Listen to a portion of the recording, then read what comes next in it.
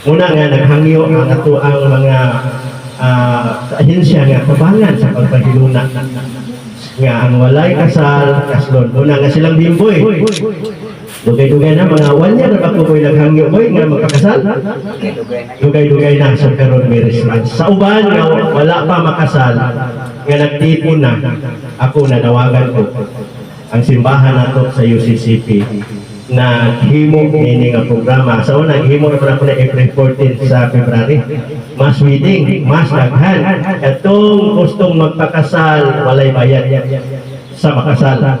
Ang bayadan lamang katong mga requirements nga gikan sa Bugado sa Manilang Bimboy. Una nga silang Bimboy, uding, nanikamot sila nga tuig kami nilang prepare na ini o karon nahimong na makahulugan. Nagpasalamat ko kay ila na to ni nga kay daghan na karon nga mga members sa simbahan nga naglipid ya usa man ang application niya pwede ra di ay okay ra di ay sa simbahan yung simbahan kanunay kayo nanawagan kay kayo na pero may viral link, isa ba'y Roman Catholic rin, pagdasan ka ba?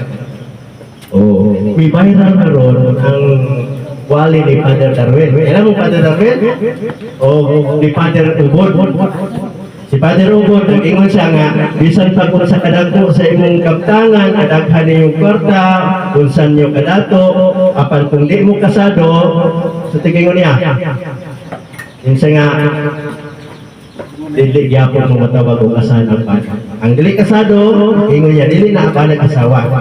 Kasi tawagan na kalipin. Wala nga atong ipahiluna atong tabangan nga ganuman kay usa na sa kapagpamatuod nga kita mga katawhan sa Ginoo. Wala nga ang atong simbahan bisan pa ang Roman Catholic, bisan pa ang atong gobyerno na nay libreng kasala na bayan.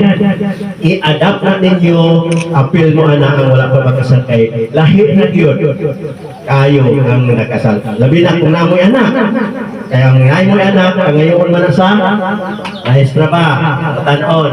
Kunya, kung pangutan ko di ba mo pangutanon, pila ka buo litson sa inyong pagkasal. Tama? Ang pangutanon, kasado ba mo? So, kanang naa, una yung sa ato nga pagpanikamot nga matabangan. Last, ako, mga 6 years na, 6 years, pila na ba ito silang tundi?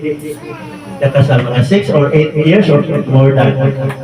Yan ako ikikasal sa April, kanang driver sa April. Kaya sila gyapon, silang Sir Balucan, si Sir Balucan, kauban nga, kung gingon nga, kaslo na ito, napuyogi ko, ikaw ninong. Karoon ako rin silang gitala, silang sa dere, kay sila mo yung ninong. Kaya tabangi ko ang witness mo. Kay ako kayo na ito kadaugan kung naay kasal. So, human itong kasal, ang 5 man sa kadlaw. Pag humakasal, sila mo yung hangyo, palit mong kape, palit mong pan. Human ang kasal, nangape, kan, human ang kasal. So, may gasto. Akong hangin na sila nga, simple lang. Kasi nga, simple rin yung pastor. Kasi nga, magdala ko konsules. Ikaw man, kasi nag-explain mong namoy, magkaon pa rin Tuhan. Kung yun, naay-prepare nilang mga daghan kayo, di takaw na tayong lansunes sa panta. Dili, importante ang kaon. Ang importante nga diit kita naghayo sa sila, maka-witness na sila ang pagsunod. Ang atong gibasa sa dili padugay, o sa kini sulat ni Matthew, nga nakadungog sa gingon ni Jesus nga, ining dako nga suko. Ang gingon pa, hinigugmaay ka mo, higugmaan ninyo ang Diyos sa tibuok ninyong kasingkas. Ang Ginoo nagahatag na kung suko nga maghinigugma. Kung sa may mahitabo ko ng gugma maghari sa atong kasingkas. Oy, gubot ba?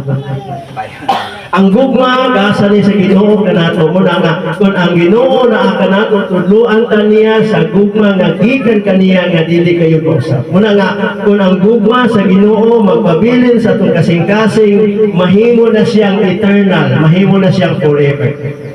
Apan kung kining ato ang kaugalingon nga gugma dili na mo sustain, dili na forever. Muna nga nagakinahanglan kita sa gugma nga gikan sa Ginoo. Muna si Pablo nagaingon mga asawa, malinaw na ko ninyo. Kasi mga asawa din patasan ka mo.